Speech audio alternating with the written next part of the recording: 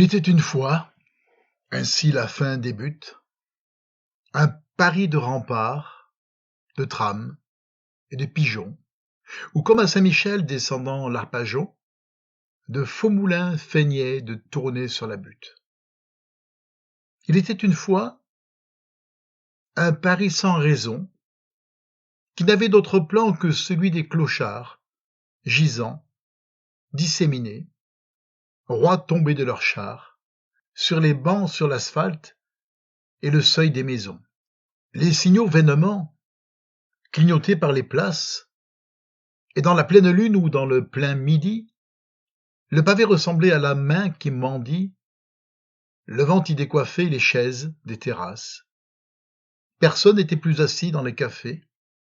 Il pouvait aussi bien faire beau que pleuvoir, un ciel de zinc ainsi qu'un drapeau de lavoir, immobile, au-dessus de ce conte de fées. Il était une fois, mais c'est une autre histoire, où l'on dormait debout dans la cour du château. Paris se couche tard pour mieux se lever tôt. Les passants matinaux s'en vont par les trottoirs. Leur cœur est ce château frappé d'enchantement. Rien ne fait pressentir le secret qu'ils y portent et qu'il faudra 100 ans que s'en rouvre la porte. Quelle heure est-il, dira la belle au bois dormant? 100 ans. C'est comme hier, s'il n'y a plus de biches au bois, s'il n'y a plus même de Tuileries. Il était une fois, il est toujours Paris, comme un sourire au mur des anciennes affiches. Je n'ai de rien gardé mémoire, ombre dans moi, me semble-t-il, que tu n'y viennes t'y asseoir et longtemps m'y parler tout bas. Ta main me touche et c'est le soir, le bruit y meurt, le cœur y bat. Il n'est quartier que tu n'y sois reine à jamais de cette ville. Je n'aime rien que par ta grâce, et Paris ne m'est que d'Elsa. De promenade aurais-je envie, où je ne te suive à la trace, qu'aurais-je écrit, qui ne s'efface à moins que ton parfum n'y passe. Le long des murs de notre vie, où le crayon du temps s'usa. Oh, comment tout commence-t-il, tout se dénoue, et tout se noue. Je me souviens de Montparnasse au premier jour et de l'automne. Tu demandes un café crème, et de nous voir les gens s'étonnent, moins que nous-mêmes d'être ensemble, avec l'avenir devant nous. Rien ne me rappelle au vrai ce carrefour de fumée où nous fûmes, billes de nickel, d'un billard nommé Destiny.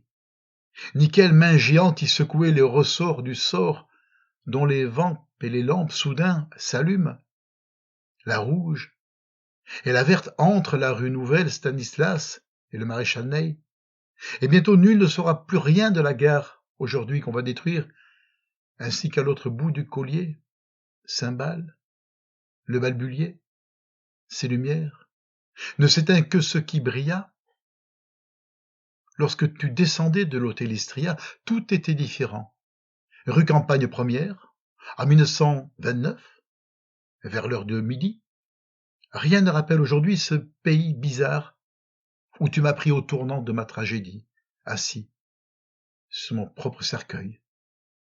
Nouveau Lazare, ayant oublié mon âme en des lieux maudits. Rien plus ne rappelle aujourd'hui ce grand bazar d'Europe et d'Amérique, entre rêve et hasard, où les clients faisaient longuement le lézard. Qu'est-ce que je regrette? Et qu'est-ce que je dis? Tout le passé se lit comme on lit un poème. Tes yeux y font pâlir le ciel et les siphons. La ville n'y sera que ta toile de fond. Le collège Inn et son pianiste, long et blême, qui ne chantait jamais que les 3 mots « je l'aime ». Les nuits où l'on faisait mine jusqu'à demain de danser dans le creux de la main. Et l'aube arrivait, avant le marchand de sable, un jeune fils oublié, somnolé sur la table. Le verre avait gardé ta marque de carmin, on ne sait pas le vin qu'aimait l'or de Novès, ni ce que fredonnaient pour elle les jardins. Toi, tu redemandais parfois « The man I love » avant d'aller dormir dans le tendre matin. passant d'alors, passant, cette femme de cire qui, de toi, fit ce portrait perdu, le fakir de la rue de l'Ambre, ou le peintre géorgien, dont c'est ici tout juste si l'on se souvient de ce qui donnait l'air aux gens de radis noirs. Où sont-ils tous partis sans qu'on en sache rien? Ceux qui venaient au dôme boire. Il était une fois où tu m'avais quitté. Tout Paris s'était fait désert de ton absence. Y vivre, ni crier, rien n'avait plus de sens. Le jour où cette nuit, j'ignore où j'ai été, si on parlait des gens dont j'esquivais l'approche, et si l'air était doux, et si j'étais jaloux, si je traversais bien la rue entre les clous, craignant que d'y manquer tu me fasses reproche. Dieu sait où, Dieu sait quand, tout à l'heure, demain, rencontré à Passy, rencontré à Vincennes, dans le bois de Boulogne ou le long de la Seine, dans quel quartier perdu, croisé de nos chemins, ailleurs, peut-être ailleurs ou jamais sur la terre, et j'ouvrais des yeux fous sur ce monde où jamais vers moi je ne verrais revenir qui j'aimais, où parler désormais ne serait que me taire absurdément, fouiller le ciel comme du foin, interroger la mer où vient l'ourler l'écume, la forêt pour le bon qu'un écureuil allume, tendre vers toi les bras comme l'étoile au loin. Journée interminable, ô long déshéritage, tout se faisait impasse, où s'égaraient mes pas, et je croyais t'y voir, et tu n'y étais pas.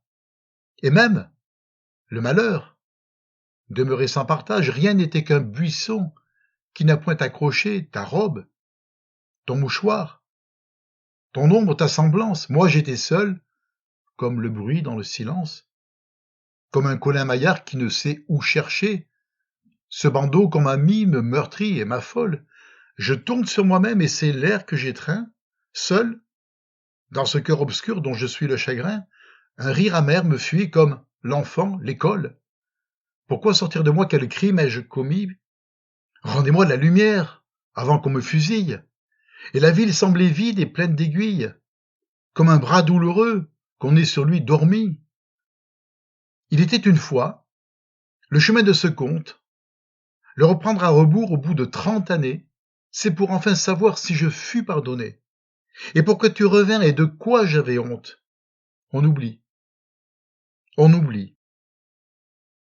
Il était une fois un homme à qui le temps ensanglantait la tempe, et dont le feu filait comme naguère aux lampes, sans toi qui n'avais plus de sommeil, ni de toi. Il était une fois un homme à mon image, tristement qu'au miroir parfois je reconnais, qui sans toi dans Paris sans fin se promenait et n'y voyait partout pourtant que ton visage. Il était une fois, je t'ai partout suivi, absence. Et ce fut long, plus que toute ma vie. Avril déjà, les oiseaux chantent au jardin des sœurs à côté. Oh, la lumière indifférente. Dans l'atelier, au printemps 30, la nouvelle en plein cœur portée. Nous avions des dieux, des marquises, le long des vitres sur les cieux gris comme sont les mèches grises. Ce cri de l'âme au piège prise, je n'oublierai jamais tes yeux. Cela ne se pouvait comprendre. Il a voulu mourir pourtant, Voladia. Moi, sous les cendres, je faisais les braises reprendre, il n'avait que 37 ans. Je revois son dernier voyage, sa carrure dans l'escalier. Il était trop grand pour notre âge, il était trop grand pour l'orage. Il s'est lui-même foudroyé. On dit, vous savez, c'est la lutte. Tout poète est un mal-aimé. Et sur un caillou le pied bute, jamais, jamais cette minute ne s'est tout à fait refermée. L'azur. Peut-on croire à l'azur qu'une brisure a déparé? Et c'est toujours à la brisure finalement que l'on mesure ce qui ne se peut mesurer. On n'a pas ce que l'on souhaite. On se tue, on se tait, c'est tout.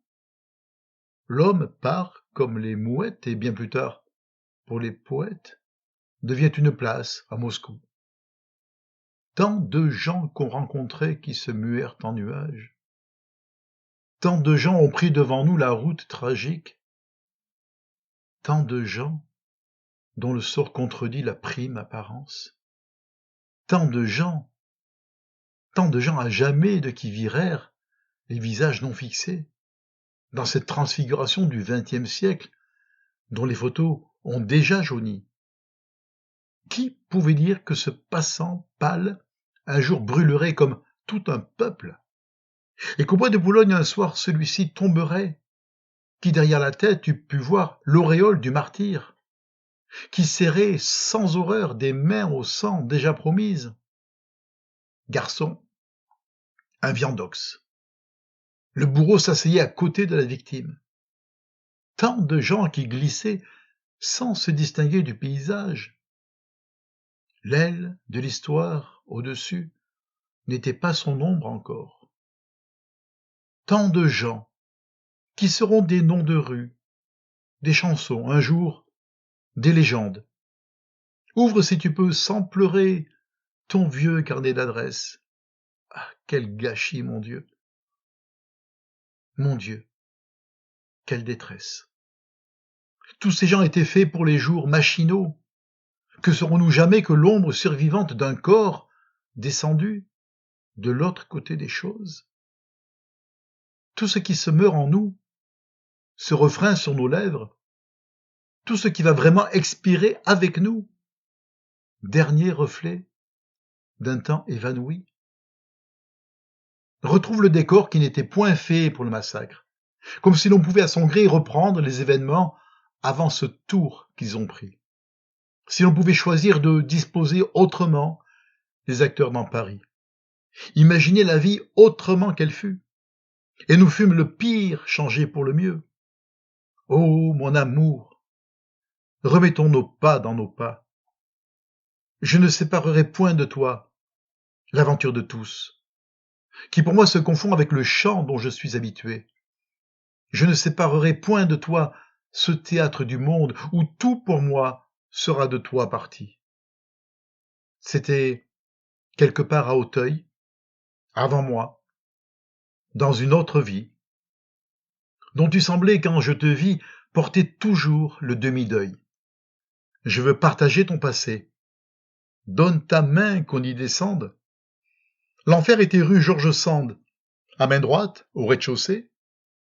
Dans ce quartier d'antipoème désespérément beige et gris, pénombre blême de Paris, sans mémoire que de soi-même, et de l'aile y battait l'oiseau, le faux Trianon de la cage. Les jours y perdaient leur lacage, les nuits au cœur étaient ciseaux. Ô cité sans âme et sans charme, aux couleurs du qu'en dira-t-on, où l'ennui tenait son canton et mal dissimulait ses larmes. Il y a de ça bien longtemps déjà, le ciel des canilles, mais ta jeunesse, ô ma vanille, y laissa son parfum pourtant. Si triste qui soit la lumière, le paysage sans beauté. Aura-t-elle d'avoir été ce cadre autour de toi des pierres de ce pays, t'en souviens-t-il, qui tente avec goût de papaye, et sa ceinture de corail. Reparle-moi de Tahiti. Mais tu avais ailleurs la tête, et tu demeurais là, rêvant comme les îles sous le vent. La rue était vide et muette. Et Susanna from Savannah, ou c'était un autre peut-être, l'air de derrière la fenêtre, nul passant qui le devinât. Ta lumière métamorphose ce lieu banal à ses fanaux, où le disque sur un phono chantait toujours la même chose. Tout ce qui te touche à la fin prendra tournure de romance, que l'avenir te recommence et t'accompagne d'où tu vins. Qu'importe si la terre est ronde, que tous les cœurs aient leur secret, le tien suffit, qui contiendrait toute la musique du monde. Et le soir, plus tard, les amants ici traînant entre les murs mêleront Elsa, ton murmure, à l'éternité des serments. Je t'ai regardé dormir, un quart de siècle, dans le quartier Vendôme, au 2e étage d'un immeuble avec un magasin de bouchons. Un quart de siècle, écoutant battre en moi mon amour comme un métronome.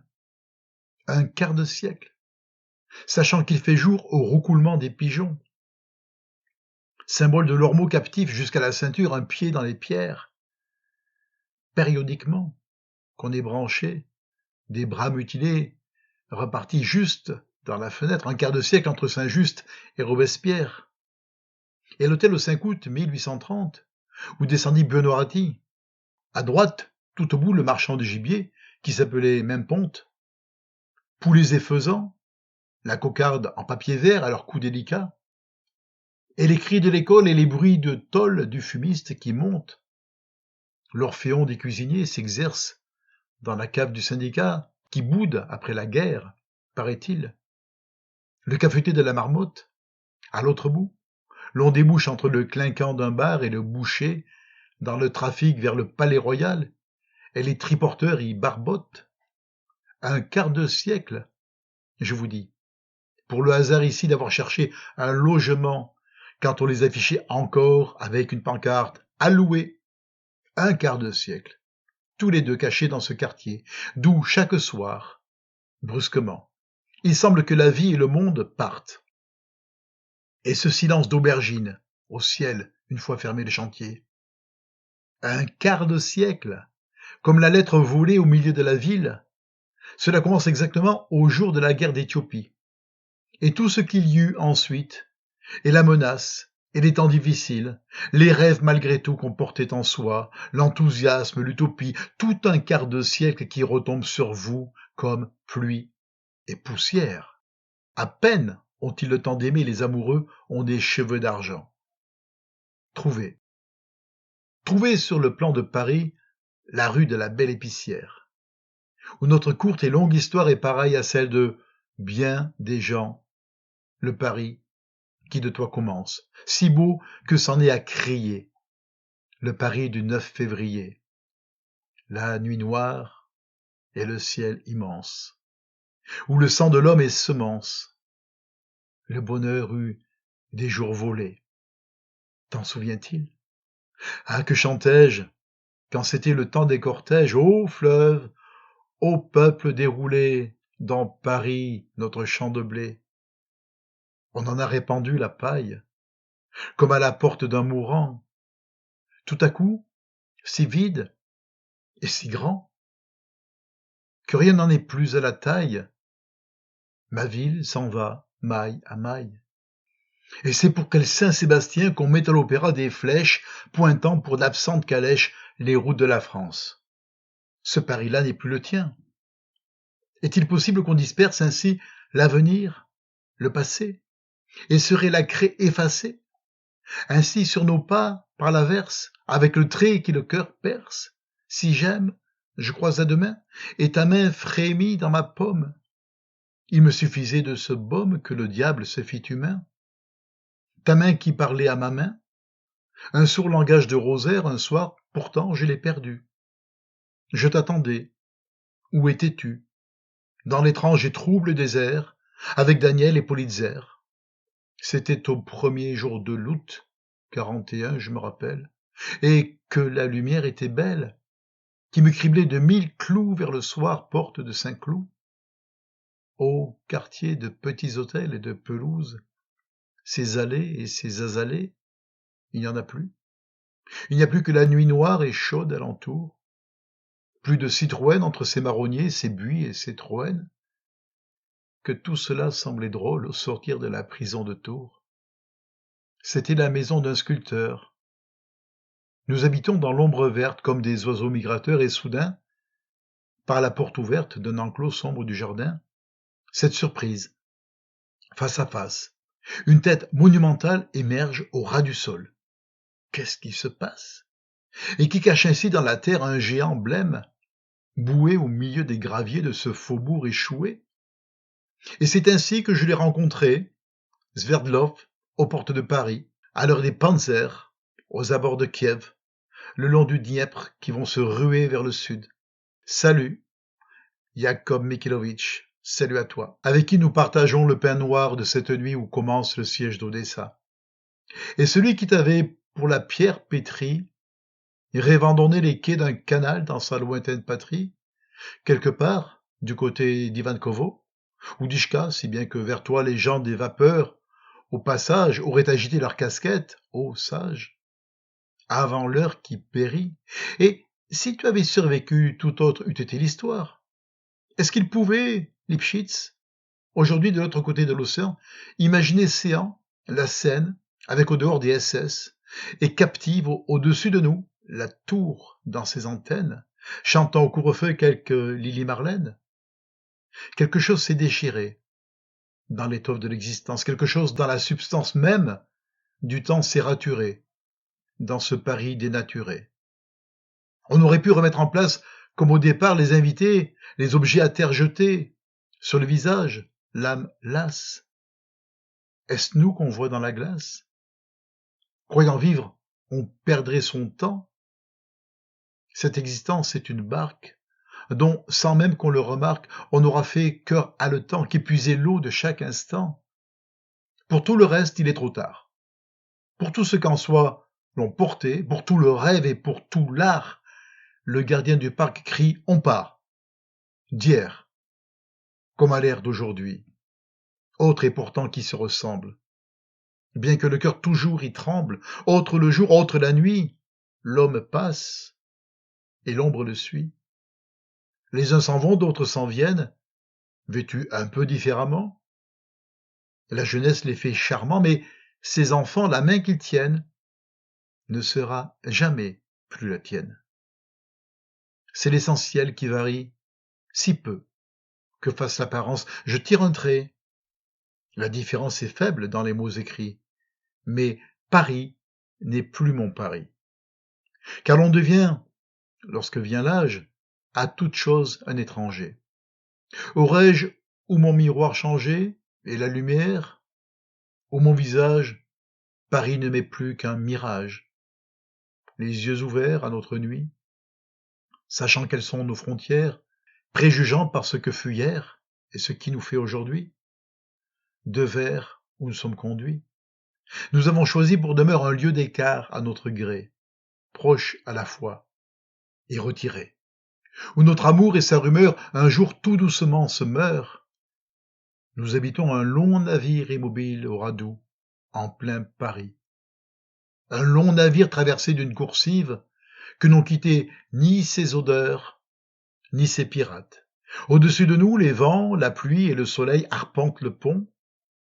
Les bras tatoués de souvenirs d'escale, les hublots de bâbord donnent sur une cour faite pour les carricks. Et le fouet des berlines où, détrôné, Jacques s'en vient à cheval, de Saint-Germain-en-Laye.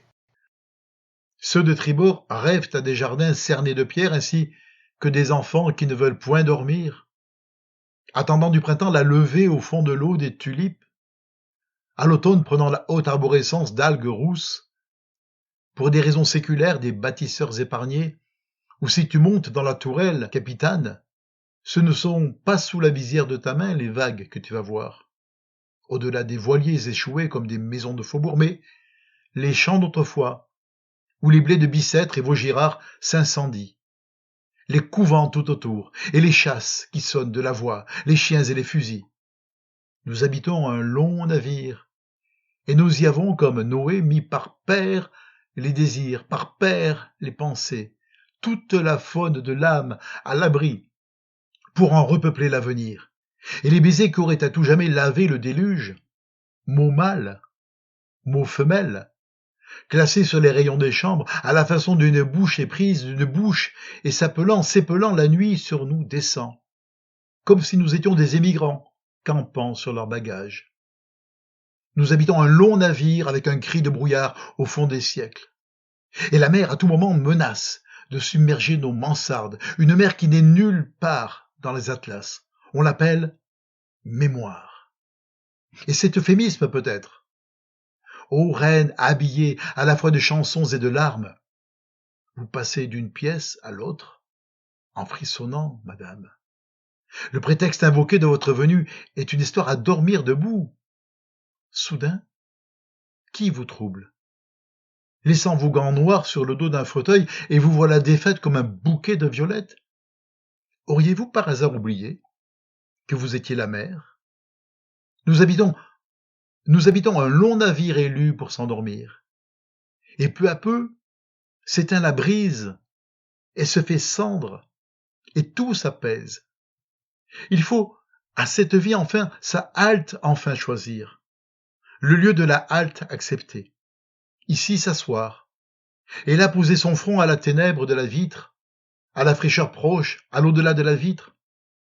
C'est une demeure où s'habituer à ce qui vient et qui nous guette, et nous avions à loisir préparé ce lit profond, ces lumières qui ne blesseront point.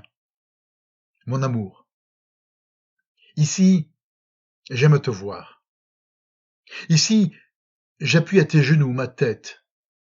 Ici, je puis n'importe où, doucement, fermer les yeux.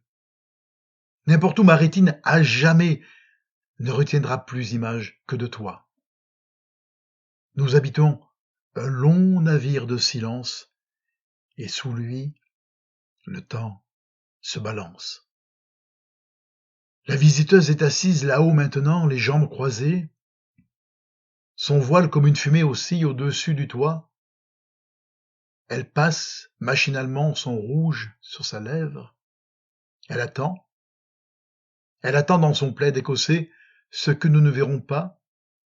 Étrangère, ne soyez pas impatiente ainsi, ni trop pressée. À son heure vient toute chose. Qu'est-ce que c'est ce bruit irritant que vous faites, frappant peut-être de votre bottine l'ardoise ou du bout de l'ombrelle? Arrivez au rendez-vous de la première, à moins que ce ne soit le heurt du rocking-chair sur le plancher battant la mesure du destin. Ne renversez pas tout le parfum sur votre mouchoir, majesté, dans votre nervosité d'amoureuse. La mort est toujours une jeune femme, consultant la montre à son poignet si lente, et qui la porte à son oreille et la croit arrêtée. Un long navire au bout de la jetée. Mais ce gémissement de l'homme et de la femme et ce triste regard avant d'être partis ne sont qu'un mouvement naturel de leur âme, quand de la main, sans force, il s'échappe l'outil. Même quand la douleur les tord et leur arrache les cris désespérés dont le ciel retentit, c'est qu'encore au fond d'eux quelque chose se cache, opposant à la mort leur dernier démenti. Je parle au nom du couple et j'ouvre la fenêtre. Sur cette nuit dont nul ne peut compter les yeux, pour un amour éteint, que de feux vont renaître? Nous allons nous survivre en ces enfants des cieux? Qu'ils refassent pour nous la route solennelle, où pour avoir aimé, les amants furent Dieu. Rien que de répéter la parole éternelle, c'est déjà faire plus et déjà faire mieux. Pour vous, comme pour moi, faibles et grandioses, les mots n'ont le besoin d'être plus qu'ils ne sont. Et c'est déjà beaucoup que le printemps des choses, et c'est déjà beaucoup d'avoir fait la moisson. N'attendez de demain ni moins, ni davantage. L'homme à l'homme ne peut léguer qu'une leçon. Et c'est que lui toujours est échu, en partage, la lumière d'aimer dont souffrir est rançon. Ah, donne-moi ta main toujours qui m'est nouvelle, ce poignet si petit qu'en frémissent mes doigts. Les phrases que je dis, pourquoi m'échappent-elles? Leur banalité même épouvante ma voix. Mais c'est de n'être rien qui me les fait si tendres. Et plus la rime est pauvre, et plus le cœur y croit.